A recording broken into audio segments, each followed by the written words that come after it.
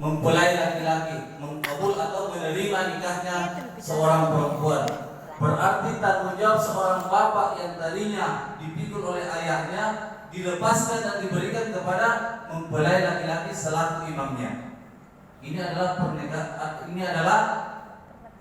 arti dan makna ijab kabul. Ijab artinya penyerahan dari seorang wali atau orang tua laki-laki kepada calon mempelai laki-laki.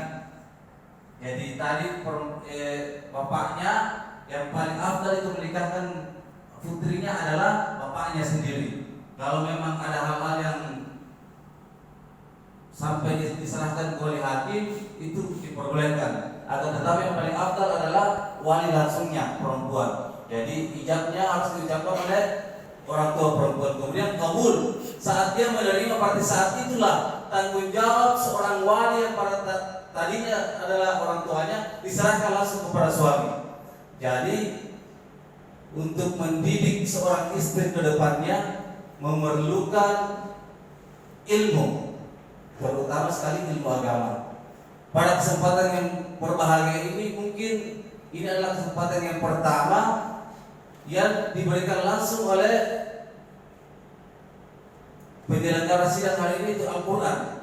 Ini adalah kesempatan yang pertama, ini adalah kesempatan yang paling beruntung.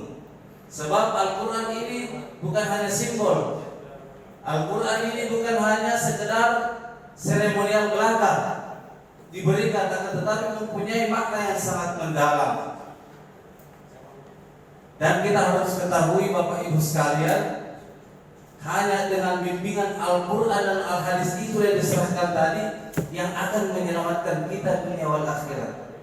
Ini sangat jelas dijelaskan oleh baginda Nabi Muhammad SAW dalam hadisnya yang sahih, taraktu fiikum ma in tamassaktum bihi ma lan tadillu abada.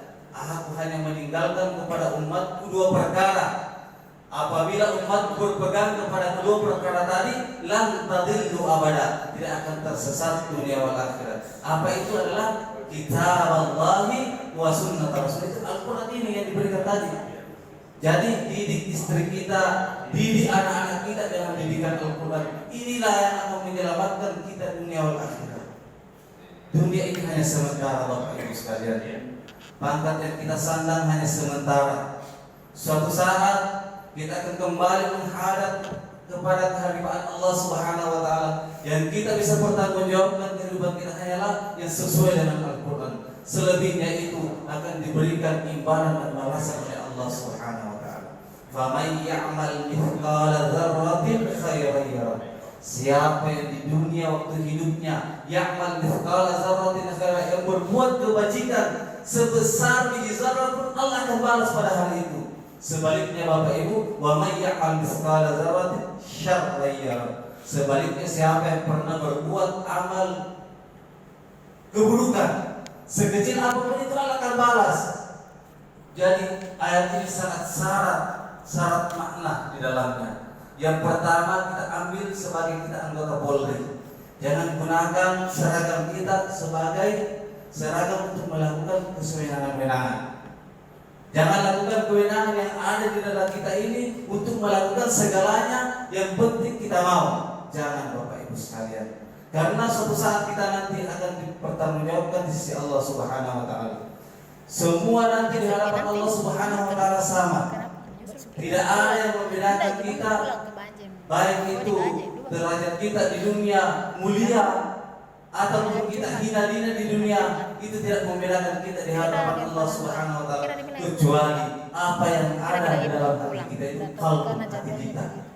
Ini yang menentukan baik dan buruknya kehidupan kita. Oleh sebab itu mulai dari sekarang ini kita berniat, terutama kedua mempelai, saya tidak bermaksud menasihatkan, tetapi memberikan motivasi bahwa mari kita, ini adalah awal untuk meraih kesuksesan di dalam rumah tangga. Ini adalah awal untuk membina rumah tangga, untuk meraih pahala sebanyak-banyaknya di hadapan Allah Subhanahu wa taala. Sebab membina rumah tangga, mengajarkan istri kita agama, mengajarkan anak-anak kita agama, ini merupakan amal jariah. Seandainya seorang istri seumpamanya dia tidak tahu baca Al-Quran, gara-gara suami mengajarkan istrinya baca Al-Quran dan mampu ini surah Al-Fatihah saja. Kalau dia mampu membaca surah Al-Fatihah dengan baik dan benar gara-gara suaminya, maka boleh dihitung pahalanya. Berapa kali satu hari satu malam melaksanakan sholat. Setiap kali itu Fatihah dibaca dan setiap kali itu pula amalan akan mengalir. Namanya pahala jariah akan mengalir terus. Selama Al-Fatihah itu masih dibaca, walaupun seandainya kemungkinan buruknya kita sudah meninggal, pahalanya akan tetap mengalir kepada kita. Ini adalah bekal kepada kita. Jadi Bapak Ibu sekalian, sungguh sangat rugi, sungguh sangat rugi yang mengaku dirinya umat Islam dan tidak mendapatkan kebaikan Al-Quran yang